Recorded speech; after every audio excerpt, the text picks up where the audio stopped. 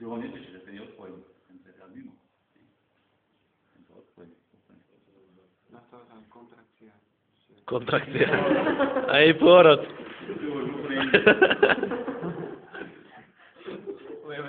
Vidím, že používa frajer. Tak. Čo čaká? A vymení polaritu, ešte raz. A bude sa vychovať na opačnú stranu. Multimediálna hodina. A dôvod teraz. Rýchlo. Je tak o rozdiel? Určite, keď tam prichádza opačne. Ale jeden teraz, nemáme dva. Ako?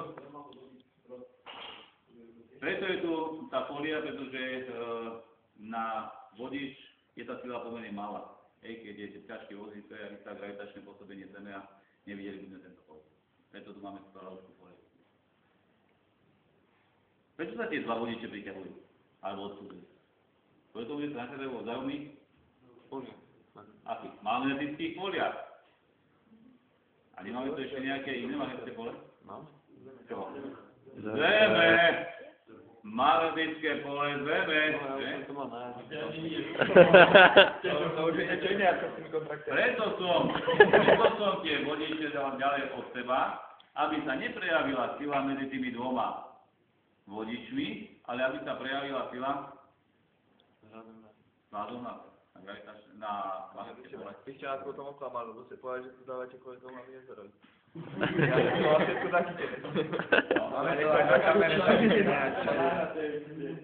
Ja som to ukazoval Budete na YouTube. jednom seminári a prečo tak, že hneď na začiatku som ich dal ďalej od seba a teraz som sa pýtal tých, a to boli učiteľia fyziky, čo budú robiť tie dva vodiče, pokiaľ bude pretekať prúd súhlasnými smermi. No, tak vedeli, že budú sa priťahovať.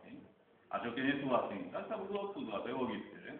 Ja som ich dal ďalej od seba, asi na pol metra, a teraz som pustil nimi prúd a obidva vodiče na jednu stranu, vymeril som polaritu na druhú stranu.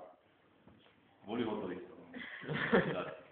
Takže on sa tu prejaví magnetické pole Zeme, pretože magnetické pole pri týchto vodičoch je pomerne slabé. A chcem, aby sa prejavilo to magnetické pole vzájomné, tí vodičov tam musia byť tie vodiče blízko. No ale prečo to pôsobí, že magnetické pole Zeme a magnetické pole toho teda? No lebo tam máš opačnú polaritu, že to priťahuje na opačnú stranu zrazu. Takže to by ste, keby ste mali ten, akože takto to po rovníku, tak to bude najviac vychylovať, nie? Akože? Keď toto bude akože rovnobežne s rovníkom, tak to bude najviac vychylovať? Skúste to prepaliť. Tak som to pochopil. Nie je to škoda.